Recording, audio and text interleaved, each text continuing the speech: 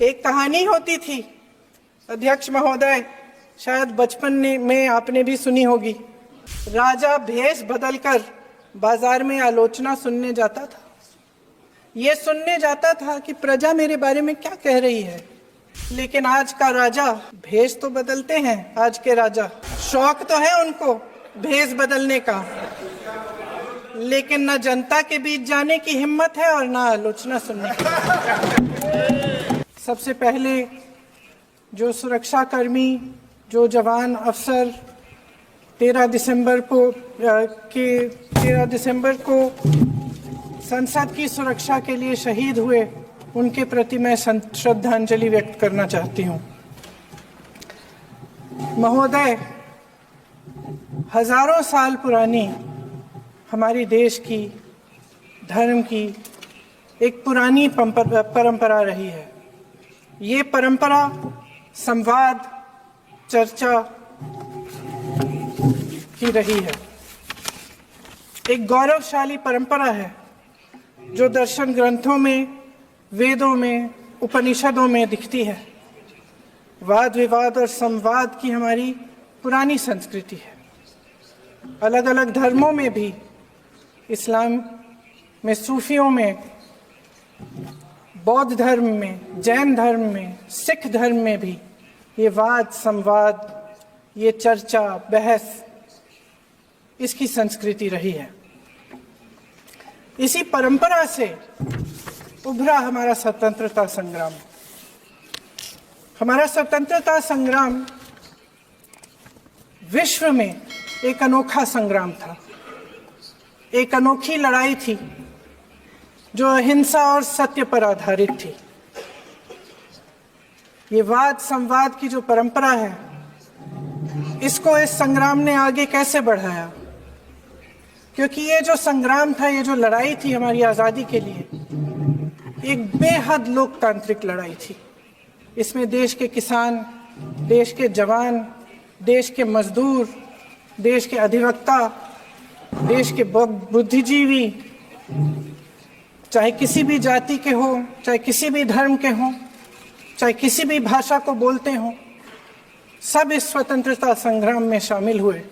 सब ने हमारे देश की आज़ादी की लड़ाई लड़ी।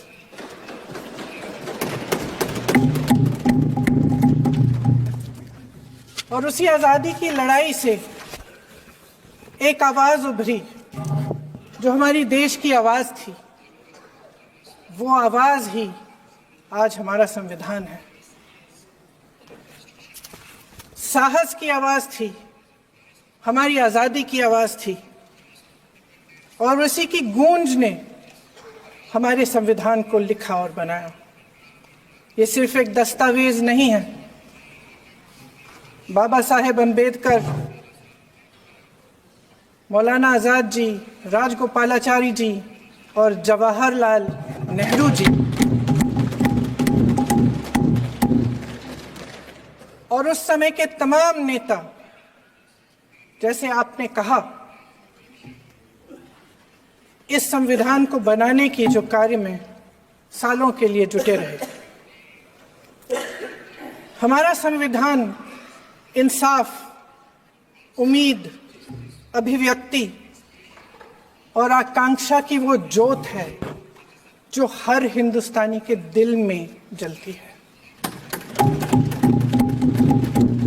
अध्यक्ष महोदय, इस ज्योत ने हर एक भारतीय को ये पहचानने की शक्ति दी कि उसे न्याय मिलने का अधिकार है, कि उसमें अपने अधिकारों के लिए आवाज उठाने की क्षमता है, कि जब वो आवाज उठाएगा तो सत्ता को उसके सामने झुकना पड़ेगा। इस संविधान ने हर एक देशवासी को ये अधिकार दिया कि वो सरकार बना भी सकता है और सरकार बदल भी सकता है। ये ज्योत जो हर हिंदुस्तानी के दिल में जलती है, उसने हर हिंदुस्तानी को ये विश्वास दिया कि देश की संपत्ति में, देश की दौलत में, संसाधनों में उसका भी हिस्सा है, कि उसे एक सुरक्षित भविष्य की उम्मीद का अधिकार है। कि देश बनाने में भी उसकी भागीदारी है।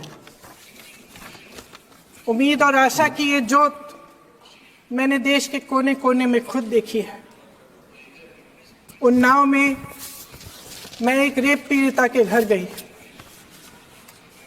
उसे जलाकर मार डाला था। वो शायद 20-21 साल की होगी। हम सबके बच्चे हैं। हम सोच सकते हैं कि अगर हमारी बेटी के साथ बार बार बलात्कार हुआ और फिर जब वो अपनी लड़ाई लड़ने के लिए गई तो उसको जलाकर मार डाला गया होता तो हम पर क्या बीतती। मैं उस बच्ची के पिता से मिली। उसके खेत जलाए गए थे, उसके भाइयों को पीटा गया था, उसके पिता को बाहर से घर के बाहर घसीट कर मारा गया था। उस पिता ने मुझे बताया कि बेटी, मुझे न्याय चाहिए। मेरी बेटी अपने एफआईआर को दर्ज करने के लिए जब जिले में गई तो उसको मना किया गया। अगले जिले में जाना पड़ा उसे। वो रोज सुबह 6 बजे उठकर तैयार होकर अकेली अपने मुकदमे को लड़ने के लिए अगले जिले में ट्रेन से जाती थी। उसके पिता ने मुझे कहा कि मैंने उससे कहा, बेटी अकेले मत जाओ, छोड़ दो ये लड़ाई। लेकिन उसकी बेटी ने उसको जवाब दिया कि नहीं पिताजी, मैं अकेली जाऊंगी, मैं लड़ूंगी, ये मेरी लड़ाई है, मैं इसको लड़ूंगी। ये लड़ने की क्षमता, ये हिम्मत उस लड़की को और करोड़ों भारत की नारियों को हमारे संविधान ने दी। आगरा में मैं अरुण वाल्मीकि के घर गई। अरुण वाल्मीकि पुलिस स्टेशन में काम करता था, सफाई का काम करता था। आप सोच सकते हैं हमारी तरह उसका भी परिवार था। नई नई शादी हुई थी, 2-3 महीनों का बच्चा था। पुलिस स्टेशन में चोरी हो गई। चोरी का इल्जाम उस पर लगाया गया। उसके पूरे परिवार को उठाकर पुलिस स्टेशन में ले गए। आप हंस रहे हैं, लेकिन ये गंभीर बात है। गंभीर बात। शर्म करो, शर्म। अरुण वाल्मीकि को पीट पीट के मार डाला, उसकी बीवी को पीटा, उसके पिता के नाखून निकाले, उसके पूरे परिवार को पीटा गया। जब मैं उस जवान महिला से मिलने गई जो अभी अभी विधवा हुई थी, तो उसने मुझे कहा कि दीदी, हमें सिर्फ एक चीज चाहिए, हमें न्याय चाहिए और हम इस न्याय के लिए लड़ते रहेंगे, चाहे कुछ भी हो जाए। ये हिम्मत उस महिला को हमारे संविधान ने दी।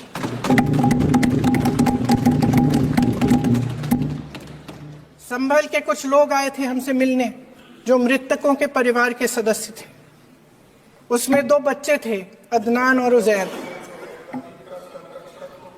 अब सुनिए। उसमें 2 बच्चे थे, अदनान और उजैर। एक बच्चा मेरे बच्चे की उम्र का है, दूसरा उससे छोटा 17 साल का है। दर्जी के बेटे थे। दर्जी का एक ही सपना था कि वो अपने बेटों को पढ़ाएगा, लिखाएगा। एक बेटा डॉक्टर बनेगा, एक बेटा भी सफल होगा दूसरा बेटा भी अपने जीवन में सफल होगा। उनके पिताजी हर रोज उनको स्कूल छोड़ते थे। उस दिन भी स्कूल छोड़ने के बाद अपनी दुकान में चले गए। उन्हें पता नहीं था कि विवाद हो रहा है। उन्होंने भीड़ देखी, घर आने की कोशिश की तो पुलिस ने गोली से मार डाला। वो 17 साल का बच्चा अदनान मुझसे कहता है, वो 17 साल का बच्चा अदनान मुझसे कहता है कि मैं बड़ा होकर डॉक्टर बन के दिखाऊंगा, मैं अपने पिता का सपना साकार करूंगा। ये सपना, ये आशा उसके दिल में हमारे संविधान ने डाली।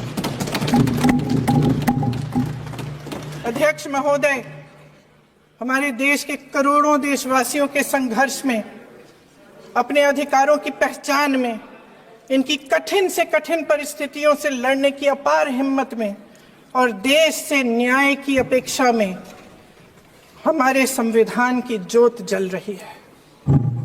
मैंने हमारे संविधान की ज्योत को जलते हुए देखा है और इसके साथ साथ ये भी समझा है कि हमारा संविधान एक सुरक्षा कवच है, एक ऐसा सुरक्षा कवच है जो देशवासियों को सुरक्षित रखता है, न्याय का कवच है, एकता का कवच है और अभिव्यक्ति की आजादी का कवच है।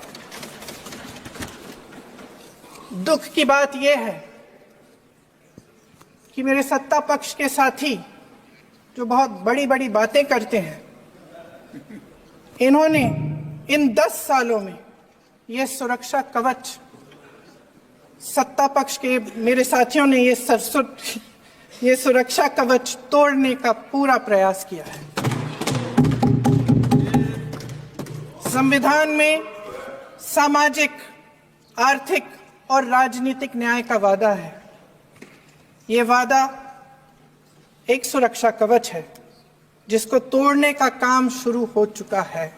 लैटरल एंट्री और निजीकरण के जरिए ये सरकार आरक्षण को कमजोर करने का काम कर रही है। अगर लोकसभा में ये नतीजे नहीं आए होते तो ये संविधान बदलने का काम भी शुरू कर लेते। सच्चाई ये है अध्यक्ष महोदय कि आज संविधान बार बार इसलिए कह रहे हैं क्योंकि इस चुनाव में इनको पता चल गया कि इस देश की जनता ही इस संविधान को सुरक्षित रखेगी, कि इस चुनाव में हारते जीतने से इन्हें एहसास हुआ कि ये संविधान बदलने की बात इस देश में नहीं चलेगी। आज जनता की मांग है कि जाति जनगणना हो। सत्ता पक्ष के मेरे साथी ने इसका जिक्र किया। ये जिक्र भी आज इसलिए हो रहा है क्योंकि चुनाव में ये नतीजे आए। ये जाति जनगणना इसलिए जरूरी है ताकि हमें पता चले कि किसकी क्या स्थिति है और नीतियां उस हिसाब से बने। इनकी गंभीरता का प्रमाण ये है कि जब चुनाव में पूरे विपक्ष ने जोरदार आवाज उठाई कि ये जाति जनगणना होनी चाहिए, तो इनका जवाब देखिए। इनका जवाब भैंस भाग भैंस चुरा लेंगे, मंगलसूत्र चुरा लेंगे, इनका ये जवाब था। ये गंभीरता है इनकी जाति जनगणना पर। महोदय, हमारे संविधान ने आर्थिक न्याय की नींव डाली, किसानों, गरीबों और को जमीन बांटी, भूमि सुधार किया, जिसका नाम लेने से कभी कभी आप झिझकते हैं और कभी कभी उनका नाम धड़ाधड़ इस्तेमाल किया जाता है अपने आप को बचाने के लिए। उन्होंने HAL, BHEL, SAIL, गेल, ONGC, NTPC, railways, IIT, IIM, oil refinery, steel plant, तमाम PSU बनाए। अध्यक्ष महोदय, उनका नाम पुस्तकों से मिटाया जा सकता है, उनका नाम भाषणों से मिटाया जा सकता है, लेकिन जो उनकी भूमिका रही इस देश की आजादी के लिए और इस देश के निर्माण के लिए, वो इस देश से कभी मिटाया नहीं जा सकता।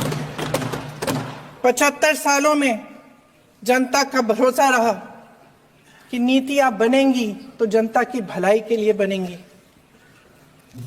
जल जंगल जमीन का अधिकार मिला आदिवासी भाई बहनों को।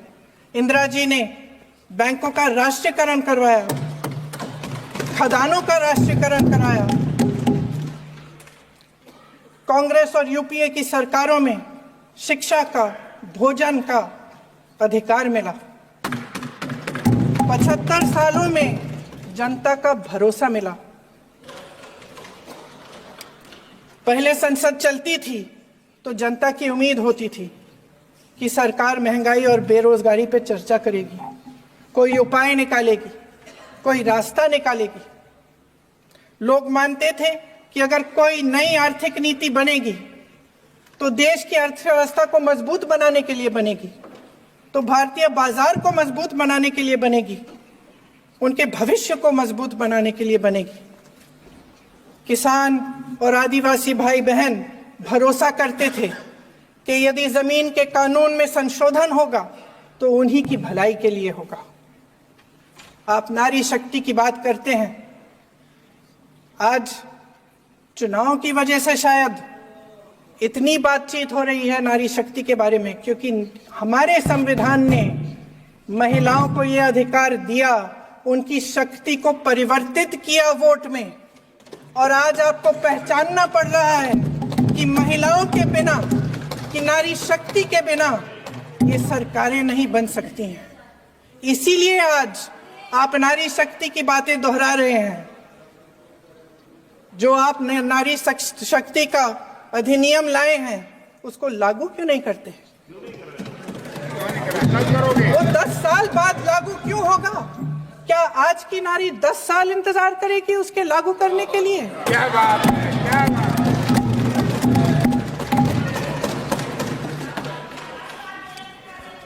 आज संसद में बैठे हुए सत्ता पक्ष के मेरे साथी ज्यादा से ज्यादा अतीत की बातें करते हैं।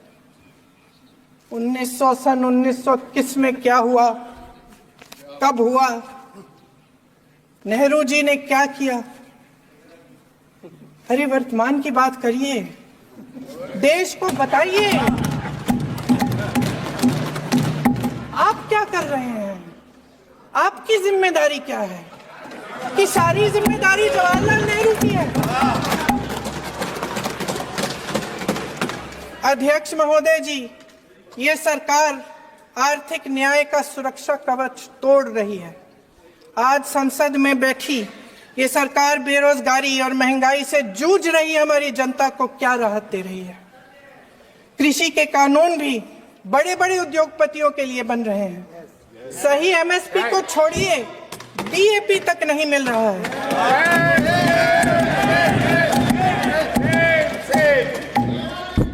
वायनाड से लेकर ललितपुर तक इस देश का किसान रो रहा है।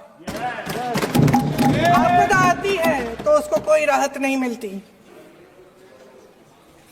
भगवान भरोसे है आज इस देश का किसान, उसको छोड़ दिया गया है। आज हिमाचल में देखिए, जितने भी कानून बने हैं वो सब बड़े बड़े उद्योगपतियों के लिए बन रहे हैं। हिमाचल में जो सेब उगता था, उसके जो छोटे छोटे किसान हैं वह रो रहे हैं, क्योंकि एक व्यक्ति के लिए सब कुछ बदला जा रहा है। सुनने की हिम्मत रखो। मैं अध्यक्ष महोदय जी, अध्यक्ष महोदय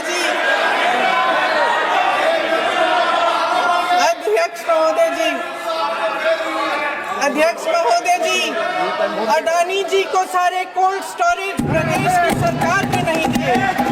अडानी जी को सारे कोल्ड स्टोरेज आपकी सरकार ने दिए। देश देख रहा है कि एक व्यक्ति को बचाने के लिए 142 करोड़ देश की जनता को नकारा जा रहा है। सारे बिजनेस, सारे संसाधन, सारी दौलत, सारे मौके एक ही व्यक्ति को सौंपे जा रहे हैं। सारे बंदरगाह, एयरपोर्ट्स, सड़कें, रेलवे का काम, कारखाने, खदाने, सरकारी कंपनियां सिर्फ एक व्यक्ति को दी जा रही है। जनता के मन में हमेशा ये विश्वास होता था कि अगर कुछ नहीं है तो संविधान हमारी सुरक्षा करेगा, मगर आज आम लोगों के बीच ये धारणा बनती चली जा रही है कि सरकार सिर्फ अडानी जी के मुनाफे के लिए चल रही है। देश में बहुत तेजी से गैर बराबरी बढ़ रही है। जो गरीब है वो और गरीब हो रहा है, जो अमीर है वो और अमीर हो रहा है। इस सरकार ने आर्थिक न्याय की भी सुरक्षा कवच तोड़ दिया है। राजनीतिक न्याय की जब बात होती है, मेरे सत्ता पक्ष के साथी आज खड़े हुए और तमाम गिनती करने लग गए कि ऐसा हुआ वैसा हुआ 1975 में जो हुआ। तो सीख लीजिए ना, आप भी सीख लीजिए, आप भी अपनी गलतियों के लिए माफी मांग लीजिए, आप भी बैलेट पे चुनाव कर लीजिए, आप भी बैलेट पे चुनाव कर लीजिए, दूध का दूध पानी का पानी हो जाएगा। आप राजनीतिक न्याय की बात करते हैं, सरकारों को पैसों के बल पर गिरा देते हैं।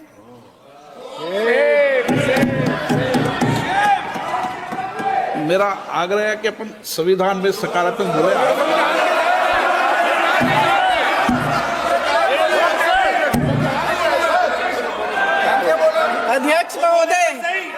अध्यक्ष महोदय, सत्ता पक्ष के हमारे साथी ने एक उदाहरण दिया उत्तर प्रदेश की सरकार का, तो मैं भी एक उदाहरण दे देती हूँ महाराष्ट्र की सरकार का, मैं भी एक उदाहरण दे देती हूँ हिमाचल की सरकार को तोड़ने की कोशिश किसने की, पैसों के बल पे की, गोवा की सरकार, तमाम उदाहरण है।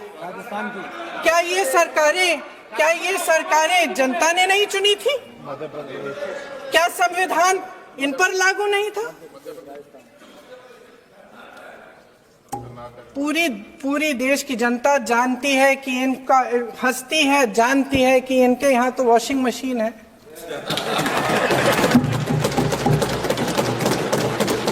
जो यहाँ से वहां जाता है वो धुल जाता है, इस तरफ दाग उस तरफ स्वच्छता।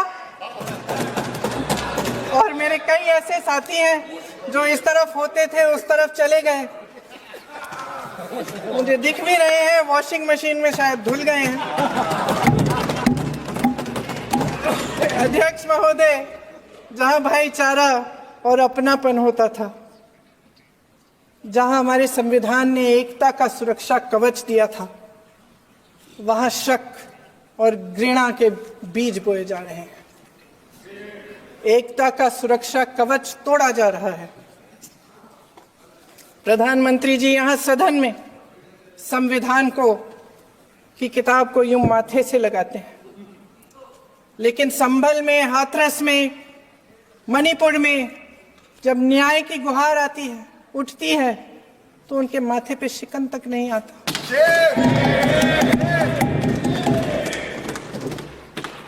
शायद समझ नहीं पाए हैं कि भारत का संविधान संघ का विधान नहीं है।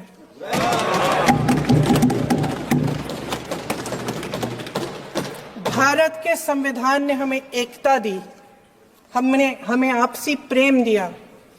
उस मोहब्बत की दुकान जिस पर आपको हंसी आती है, उसके साथ करोड़ों देशवासी चले। करोड़ों देशवासियों के दिल में एक दूसरे के लिए प्रेम है, घृणा नहीं है।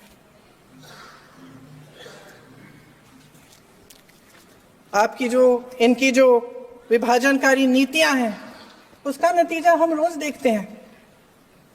राजनीतिक फायदे के लिए संविधान को छोड़िए, देश की एकता को भी ये रख नहीं सकते, इसकी सुरक्षा नहीं कर सकते। हमने संभल में देखा, मणिपुर में देखा। दरअसल इनका कहना है कि अलग अलग इस देश के अलग अलग हिस्से हैं,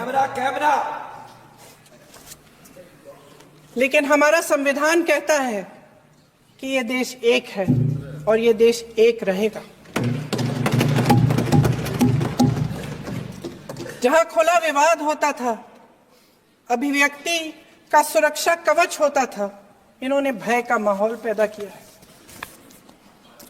सत्ता पक्ष के मेरे साथी अक्सर 75 सालों की बात करते हैं, लेकिन इन 75 सालों में ये उम्मीद, आशा, ये अभिव्यक्ति की ज्योति कभी थमी नहीं, कभी बुझी नहीं। इस देश की जनता ने खुलकर आलोचना की, निडर होकर धरने किए, प्रदर्शन किए। जब जब जनता नाराज हुई, तब तब सत्ता को ललकारा, उसे चेतावनी दी, बड़े से बड़े नेताओं को कटघरे में खड़ा किया, उनसे जवाब मांगा, न्याय मांगा। इस देश के छोटे छोटे से नुक्कड़ की दुकानों में, चाय की दुकानों में, इस देश के घरों में, गलियों में, मोहल्लों में, अखबारों में, प्रकाशन घरों में, न्यायपालिकाओं में चर्चा कभी बंद नहीं हुई। लेकिन आज ये माहौल नहीं है। आज जनता को सच बोलने से डराया जाता है, धमकाया जाता है। पत्रकार हो या विपक्ष का नेता हो या किसी यूनिवर्सिटी का प्रोफेसर हो, छात्र संघ हो या कर्मचारियों का संगठन हो, सबका मुंह बंद कराया जाता है। किसी पे ईडी, किसी पे सीबीआई, किसी पे इनकम टैक्स, फर्जी मुकदमे लगवाए जाते हैं, जेल में डाल दिया जाता है, विपक्षी नेताओं को जेल में डाल दिया जाता है, उनको सताया जाता है। किसी को नहीं छोड़ा इस सरकार ने। देशद्रोही कह के उत्तर प्रदेश में मुझे याद है कुछ अध्यापिकाएं प्रदर्शन कर रही थी, उन पर मुकदमा डाल दिया देशद्रोही का, उन्हें देशद्रोही कह दिया। इन्होंने देश का पूरा माहौल भय से भर दिया है। इनकी मीडिया की मशीन झूठ फैलाती है, तरह तरह के आरोप लगाती है, और शायद वह भी भय में ही है। महोदय, मैं इस सदन को याद दिलाना चाहती हूं कि ऐसा डर का माहौल देश में अंग्रेजों के राज में था। जब इस तरफ बैठे हुए गांधी की विचारधारा वाले लोग आजादी की लड़ाई लड़ रहे थे और उस तरफ वाली विचारधारा वाले लोग भय में रहकर अंग्रेजों के साथ साठ-गांठ कर रहे थे। लेकिन अध्यक्ष महोदय, भय का भी अपना स्वभाव होता है। भय फैलाने वाले हमेशा भय का खुद शिकार बन जाते हैं। ये प्रकृति का नियम है। आज इनकी भी यही हालत हो गई है। भय फैलाने के इतने आदी हो गए हैं कि खुद भय में रहने वाले हैं, चर्चा से डरते हैं, आलोचना से घबराते हैं। कई दिनों से हम मांग रहे हैं कि चर्चा करिए, लेकिन चर्चा करने की हिम्मत ही नहीं है।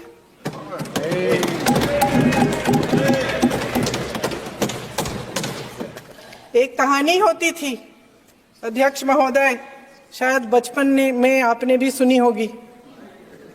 राजा भेष बदलकर बाजार में आलोचना सुनने जाता था। ये सुनने जाता था कि प्रजा मेरे बारे में क्या कह रही है, मैं सही रास्ते पे चल रहा हूं कि नहीं। लेकिन आज का राजा, भेष तो बदलते हैं आज के राजा, शौक तो है उनको भेष बदलने का, लेकिन न जनता के बीच जाने की हिम्मत है और न आलोचना सुनने की। महोदय, मैं तो सदन में नहीं हूं।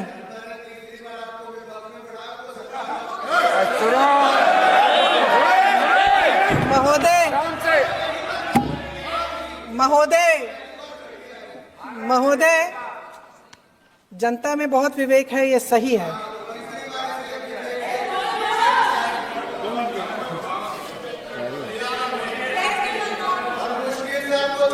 अच्छा महोदय, मैं सदन में नहीं हूं,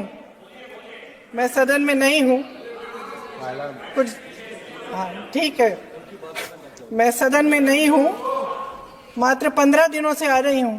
लेकिन मुझे ताज्जुब होता है कि इन 15 दिनों में इतनी बड़े इश्यूज हैं, इतनी बड़ी बातें हैं, प्रधानमंत्री जी मात्र एक दिन के लिए, शायद 10 मिनट के लिए दिखे हैं सब।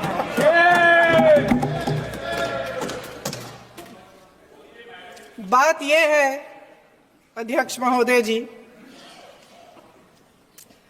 कि ये देश भय से नहीं, साहस और संघर्ष से बना है। इसको बनाने वाले देश के किसान, जवान, देश के करोड़ों मजदूर और गरीब जनता है। संविधान इनको साहस देता है। मेहनती मिडिल क्लास है। और इस देश के जो करोड़ों देशवासी हैं, जो रोजाना भयंकर परिस्थितियों का सामना करते हैं, उनको साहस देता है।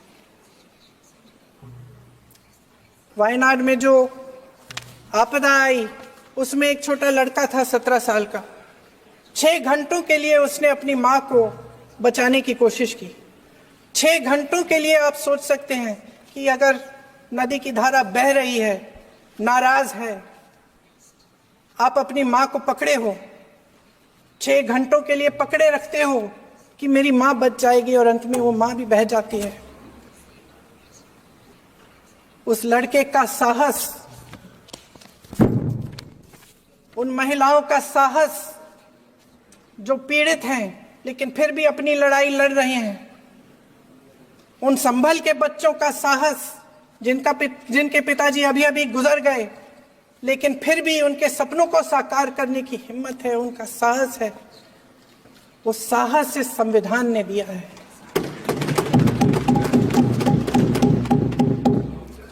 वो आत्मविश्वास इस संविधान ने दिया है। ये देश भय से नहीं चल सकता, ये देश साहस से ही चलेगा। भय की भी सीमा होती है, और जब वो सीमा पार हो जाती है, जब किसी को इतना दबाया जाता है कि उसको लगने लगता है कि अब मेरे पास खोने के लिए कुछ नहीं है, तब उसमें एक ऐसी शक्ति पैदा होती है जिसके सामने कोई कायर खड़ा नहीं हो सकता। ये देश कायरों के हाथों में ज्यादा देर तक कभी नहीं रहा है। ये देश उठेगा, ये देश लड़ेगा, सत्य मांगेगा, सत्यमेव जयते।